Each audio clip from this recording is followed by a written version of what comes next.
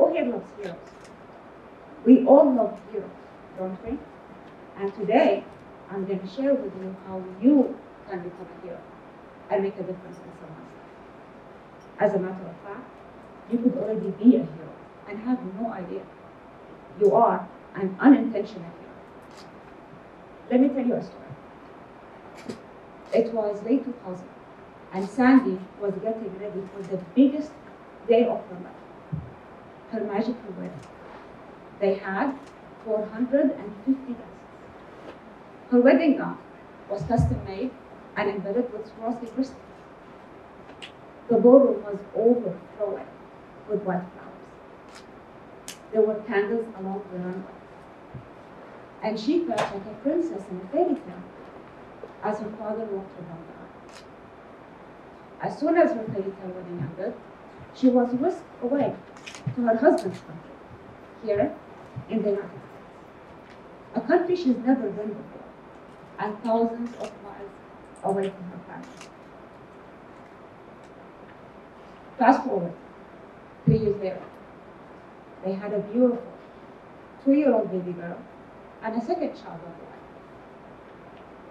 One evening, on a weekend, as the family was driving back, her husband became angry, slammed on the brakes, and the car came to a screeching halt. Angrily, he exited the car, went to the passenger side, grabbed Sandy, and threw her across the highway. And with a nasty smile on his face, handed her the baby girl and left her there, stranded in the dark, an hour and a half away from her. Sandy stood on the side of the highway and watched as the car sped away. All alone, in the dark, 29 weeks or 28 weeks pregnant, her daughter started to cry. Eventually that night, Sandy was able to find her way back home with the help of a friend. The minute she got in, the abuse resumed, and her husband slammed her against the wall, and she fell to the floor. And her contractions immediately started. She begged her husband to take her to the ER. However, he hid the car keys and went to bed. She was able to find the extra keys, and she drove herself, while in labor, to the hospital. Alone in the cold delivery room, she was asked, "What do we call? What can we bring over to the hospital?" With no family members around, she told them, "I have no one around. There is no one for you to call." So Sandy watched as more nurses started rushing in. And as the doctor started giving his instructions, urgently but calmly, she watched as her baby was born, blue and lifeless. She watched him being picked up, placed into an incubator, and rushed to the NICU. Sandy did not see him for hours. Sandy could not even touch him for many days. So, according to the National Coalition Against Domestic Violence, a woman in America is assaulted or beaten every 9 seconds. Domestic violence is happening right now. To someone you know, to someone you love, to someone you care about, and you have no idea. A few months after Sandy gave birth, one evening at his sister's house, an argument erupted. He picked up a heavy object and smashed it against her face, and she fell to the ground bleeding. The ringing in her ears pierced her brain, and with blurred vision, she watched as her 2-year-old daughter was taken away screaming, "Is mommy dead?" Laying there on the floor, she heard her husband laugh, and his family discuss the possibility of her dying the longer they lived. They stood around her and watched her bleed and discussed, what do we do? What do we do in this situation? Her husband did not want to take her to the hospital, and his family were terrified. They were not worried about Sandy. They were too worried about their home turning into a crime scene. A few hours later, Sandy did wake up in the emergency. And her husband threatened her over and over and over again. If you dare tell anyone what happened, I will kill you. Or get you deported and you will never see the kids again. She was taken for an MRI. And a nurse, who is actually trained in spotting domestic violence, asked Sandy, what happened? Sandy did not respond. She asked her again, what happened? Sandy did not respond.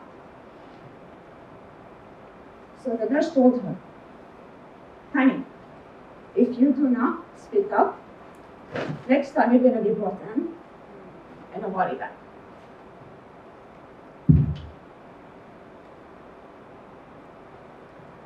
So, according to the Center of Disease Control, 55.3% of all female homicides are related to domestic violence. And the fifth leading cause of death for women between the ages of 18 and 45 is domestic violence. You see, Sandy would have been a statistic had Sandy stayed. I could have been a statistic had I stayed. You see, I am Sandy, and I am a survivor of domestic violence. Sandy is my alter ego. I am no longer that person. I am no longer that victim.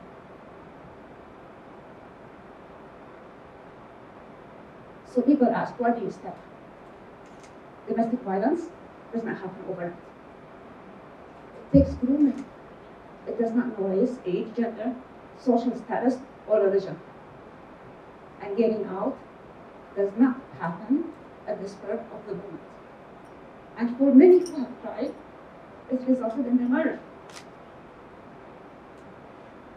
So research shows that women who leave are at 75% greater risk of being killed by their abuser. And did you know that 50% of homeless families identify domestic violence as the cause of the homelessness? And we are asked, why did you stay? Why did you not leave? We had nowhere to go. We were threatened with being killed. And on an average, a woman will leave 7 times before she is able to leave for good.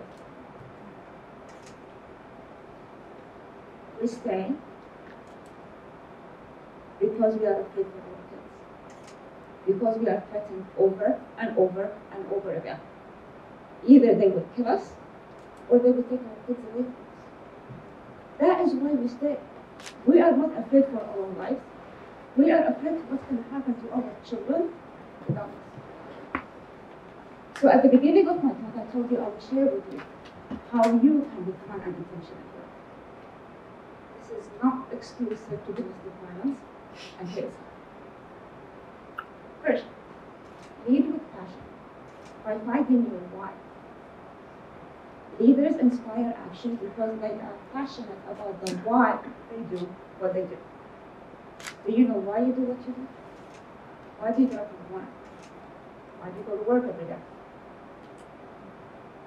Passion is when you put all your effort in your skills and the energy you have in the work you do. And leading with passion is caring deeply about your work. I'll give you an example. The nurse that saw my bloody face that night was a leader and was passionate. She loved her job. She loved her work. She had her heart in it.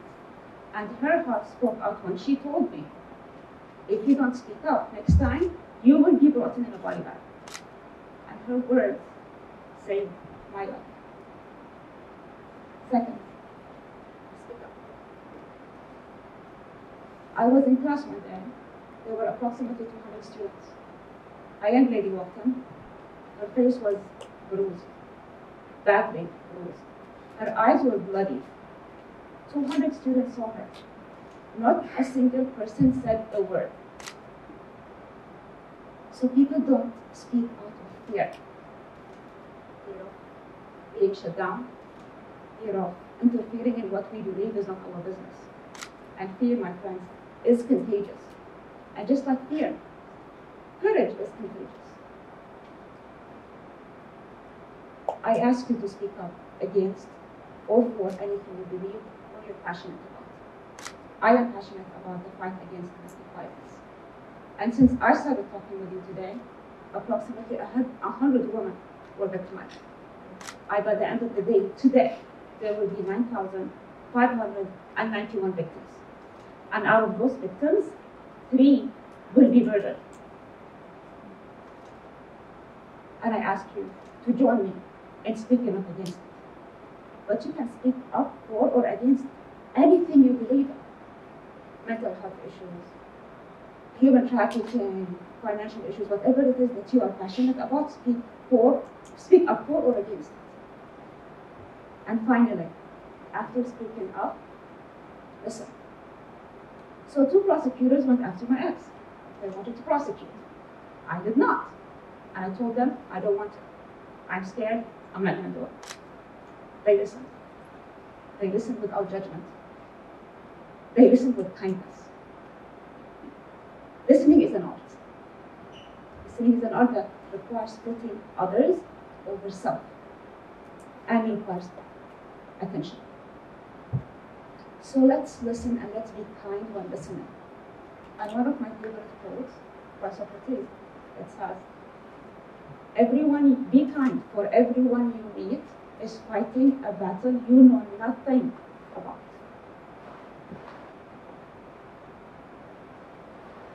Yes, it will take courage to ask questions, and when people speak up, it will take courage to listen.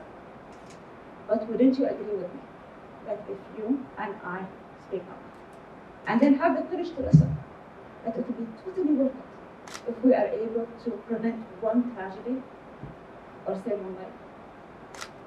I am not only passionate against the fight against domestic violence, and I'm not only a victim or a survivor of domestic violence.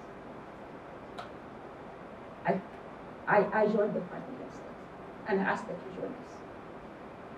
And but for the passionate men and women that I encountered, my unintentional heroes that spoke up and then listened to me, I would not be alive today. Finally, remember, if you do your job passionately, and then you speak up, and then have the courage to listen, you will become someone's unintentional hero.